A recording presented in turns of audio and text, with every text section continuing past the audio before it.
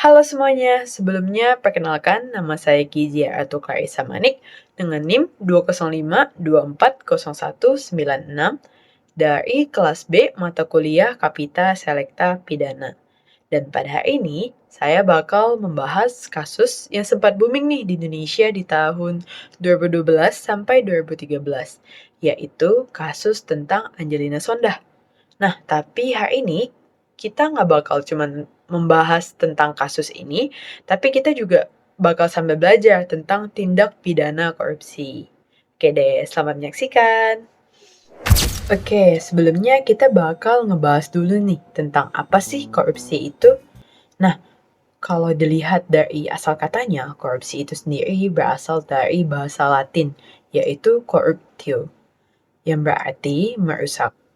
Dan dari sinilah diadaptasi ke bahasa Inggris, yaitu corruption, kemudian diadaptasi lagi dengan bahasa Belanda, yaitu corruptie, dan kemudian diadaptasi lagi ke bahasa Indonesia, yaitu yang kita kenal dengan korupsi. Nah, menurut Kamus Umum Bahasa Indonesia, korupsi adalah perbuatan yang buruk seperti penggelapan uang, penerimaan sogok, dan tindakan tidak jujur lainnya. Jadi, secara sederhana, korupsi bukan hanya mencuri uang negara, tetapi setiap penyalahgunaan jabatan untuk kepentingan pribadi. Nah, yang sebelumnya adalah pengertian korupsi menurut asalnya dan juga menurut Kamus Bahasa Indonesia. Tapi ada juga loh definisi korupsi menurut undang-undang. Nah, jadi secara hukum pengertian korupsi diatur dalam Undang-Undang Nomor 31 Tahun 1999 tentang Pemberantasan Tindak Pidana Korupsi ataupun Tipikor yang telah diubah dengan UU Nomor 20 Tahun 2001. Nah, dari kedua undang-undang itu terdapat 7 bentuk utama tindak pidana korupsi. Yang pertama adalah kerugian keuangan negara, yang kedua adalah suap menyuap, yang ketiga adalah penggelapan dalam jabatan, yang keempat adalah pemerasan, yang kelima adalah perbuatan curang, yang keenam adalah bentuk kepentingan dalam pengadaan, dan yang ketujuh adalah gratifikasi.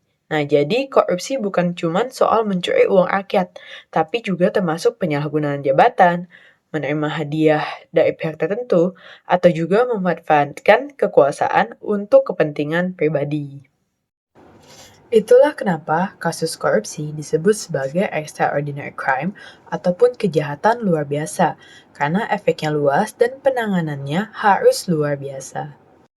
Selain istilah korupsi, dikenal juga istilah gratifikasi, di mana menurut pasal 12B UU Nomor 20 Tahun 2001, gratifikasi adalah pemberian dalam arti luas, yaitu meliputi pemberian uang, barang, diskon, komisi, pinjaman tanpa bunga, tiket perjalanan, fasilitas penginapan, perjalanan wisata, pengobatan cuma-cuma, dan fasilitas lainnya. Gratifikasi tersebut baik yang diterima di dalam negeri maupun di luar negeri, baik menggunakan sarana elektronik atau tanpa sarana elektronik, dan jika gratifikasi itu diterima oleh penyelenggara negara dan berhubungan dengan jabatannya, maka wajib dilaporkan dalam waktu 30 hari kerja. Kalau tidak, maka bisa dianggap sebagai bentuk tindak pidana korupsi.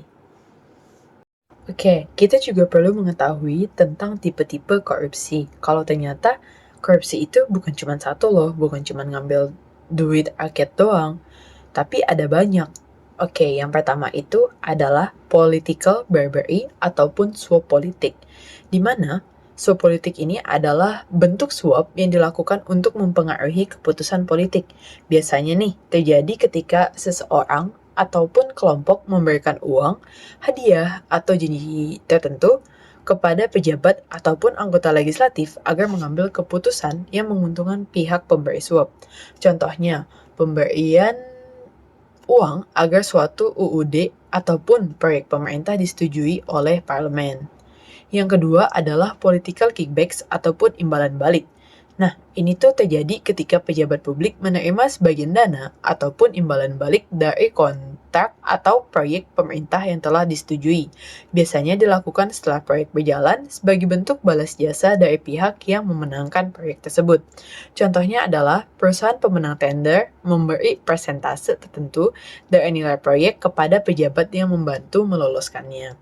Yang ketiga ada election fraud ataupun kecurangan pemilu, di mana Ini merupakan bentuk korupsi yang dilakukan untuk memenangkan ataupun menggagalkan hasil pemilu secara tidak sah. Tindakan ini bisa berupa manipulasi suara, pemalsuan hasil pemungutan suara, politik uang, ataupun intimidasi terhadap pemilih. Tujuannya biasanya untuk mempertahankan atau merebut kekuasaan dengan cara yang tidak jujur. Yang keempat adalah corrupt campaign practice ataupun praktik kampanye korup. Nah, ini merupakan bentuk penyimpangan dalam pembiayaan kampanye politik, misalnya menerima sumbangan ilegal, tidak melaporkan dana kampanye, atau menggunakan sumber dana negara untuk kepentingan pribadi atau partai. Praktik ini sering digunakan untuk membeli dukungan atau memengaruhi hasil pemilihan. Yang kelima adalah political corruption ataupun korupsi politik. Secara umum, ini adalah penyalahgunaan kekuasaan politik untuk memperoleh keuntungan pribadi ataupun kelompok. Pelakunya biasanya adalah pejabat publik, anggota parlemen, ataupun partai politik yang menggunakan jabatannya untuk memperkaya diri. Korupsi politik sering dianggap sebagai bentuk korupsi yang paling berbahaya karena merusak sistem pemerintahan dari dalam. Selanjutnya adalah illegal corruption ataupun korupsi ilegal, di mana ini merupakan tindak korupsi yang jelas-jelas melanggar hukum dan peraturan yang berlaku. Biasanya melibatkan tindakan seperti suap, pemerasan, penggelapan, atau penyalahgunaan wewenang yang secara eksplisit diatur sebagai tindak pidana. Selanjutnya adalah discretionary corruption ataupun korupsi diskresioner, di mana ini terjadi ketika pejabat publik menyalahgunakan kewenangan diskresi atau kebijakan yang seharusnya dipergunakan untuk kepentingan umum, tapi malah diarahkan untuk kepentingan pribadi ataupun kelompok tertentu. Contohnya, pejabat menggunakan wewenangnya untuk memberikan izin proyek atau jabatan kepada pihak tertentu tanpa dasar objektif. Selanjutnya adalah ideological corruption ataupun korupsi ideologis, di mana bentuk korupsi yang dilakukan atas dasar keyakinan ideologis ataupun politik tertentu. Pelaku melakukan korupsi bukan semata-mata untuk keuntungan pribadi, tetapi untuk mendukung kepentingan ideologi, partai, atau kelompok politiknya. Contohnya, penggelapan dana negara untuk membiayai kegiatan partai politik. Dan terakhir, mercenary corruption ataupun korupsi bayaran, yaitu jenis korupsi yang dilakukan murni demi uang atau keuntungan pribadi tanpa alasan ideologis maupun politik. Pelakunya bertindak semata-mata karena motif ekonomi, menjual pengaruh, jabatan, atau kewenangan untuk mendapatkan imbalan materi.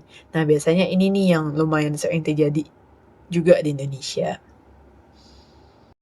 Nah, setelah tadi kita membahas baik itu tentang definisi dari tindak pidana korupsi, karakteristik dari tindak pidana korupsi, apa itu gratifikasi, dan juga bentuk-bentuk korupsi, sekarang kita bakal masuk ke kasusnya Angelina Sondah. Kita bakal lihat gimana nih unsur-unsur pidana korupsi yang tadi kita bahas diterapkan dalam kasus tersebut. Angelina Sondah yang dulunya merupakan putri Indonesia memilih untuk terjun ke dunia politik, yaitu sebagai anggota DPR di tahun 2004. Dia terpilih sebagai anggota DPR Komisi X dari Partai Demokrat. Dalam posisinya itu, Angelina terbukti menerima uang dan janji dari pihak swasta, yaitu Permai Group, dan menerima uang yang berjumlah 12 miliar 580 juta rupiah dan juga 2.350.000 dolar Amerika Serikat. Terdakwa juga mengetahui bahwa perbuatan menerima uang yang dijanjikan dari Permai Group adalah bertentangan dengan Pasal 5 Angka 4 Undang-Undang Nomor 28 Tahun 1999 tentang penyelenggaraan negara yang bersih dan bebas dari korupsi, kolusi, dan nepotisme.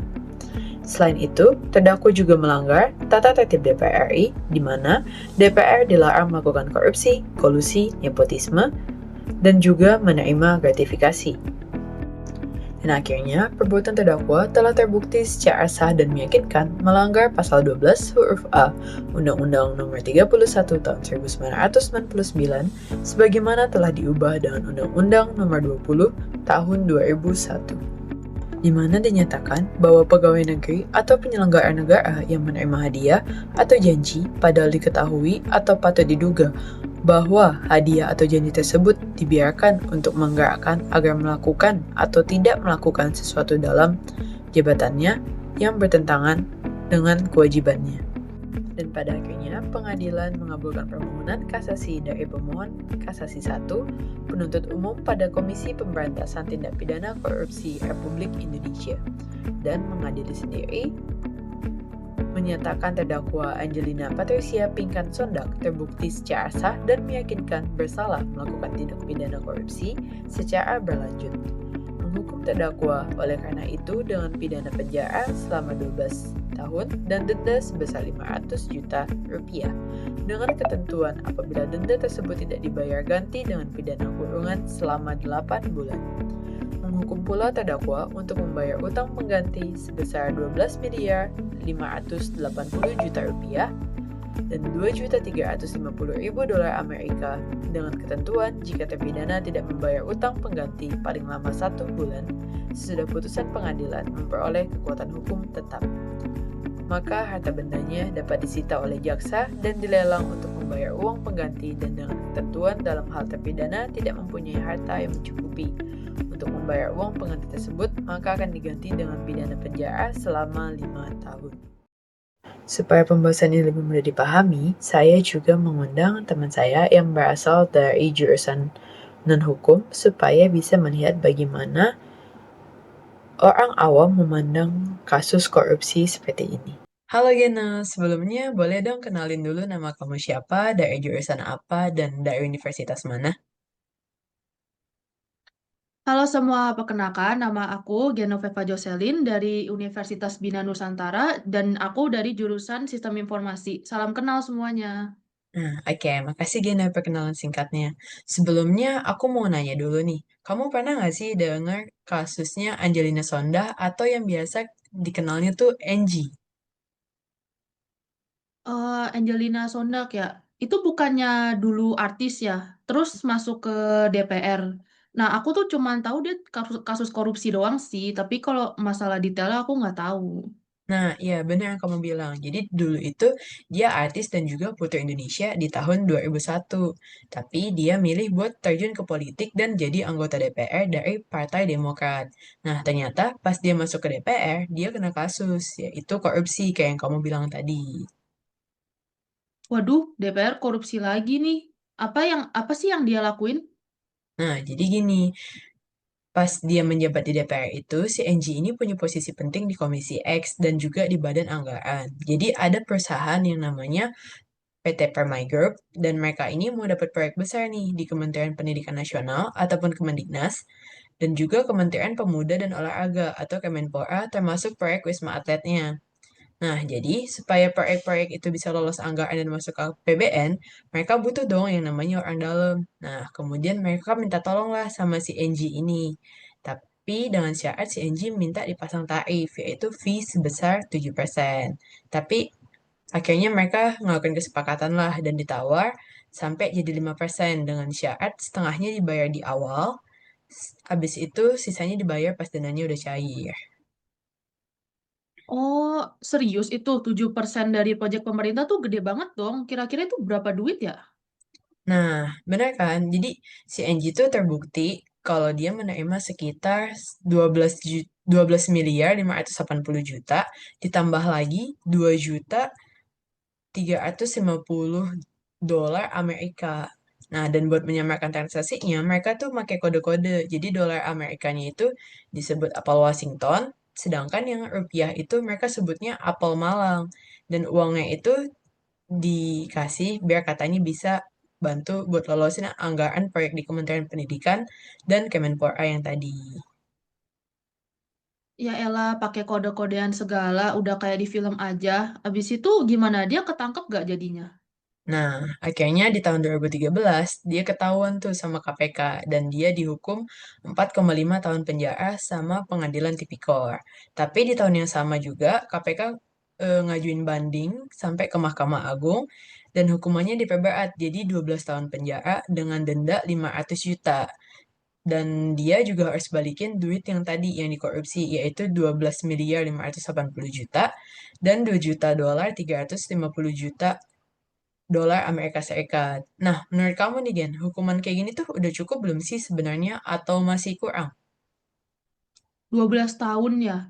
Menurut aku tuh kayak agak kurang lama sih, karena kan korupsi namanya merugikan banyak orang ya. Terus habis itu kan duitnya kan jadi kayak yang tadinya bisa dipakai buat pendidikan dan kesejahteraan rakyat tuh malah dipakai buat hal-hal yang lain gitu, kayak kepuasan diri dia sendiri gitu loh. Terus juga belum lagi kalau dananya tuh dipakai buat project, jadinya kan terbuang kalau misalkan dipakai buat kepuasan diri sendiri gitu. Nah, minimal kayak seumur hidup atau enggak ya 30 tahun lah gitu. Cuman kalau dibandingkan sama hukuman yang sebelumnya kayak 4 tahun itu, harusnya 12 tahun tuh udah lumayan mendingan lah. Aku juga setuju nih. Oke deh, makasih banyak ya Geno udah mau share pendapatnya. Dari obrolan ini kita jadi bisa tahu kalau korupsi itu bukan cuma soal angka miliaran, tapi ada juga nih dampaknya ke masyarakat luas. Semoga kedepannya makin banyak orang sadar kalau jabatan itu amanah ya, bukan kesempatan buat korupsi. Makasih Geno. Iya, bener banget sih, Kes. Kalau makasih juga ya udah ngajak ngobrol aku. Aku jadi lebih ngerti sama kasus soal ini. Sebelumnya aku tuh nggak tahu apa-apa sih tentang soal ini. Oke deh. Kasih Geno pada hari ini. Oke, sekian video pembahasan kita hari ini tentang tindak pidana korupsi dan juga kasus Angelina Sonda.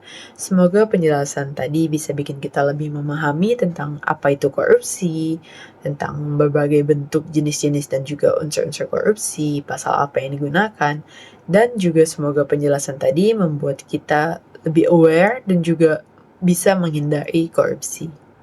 Sekian, terima kasih sudah menonton video ini.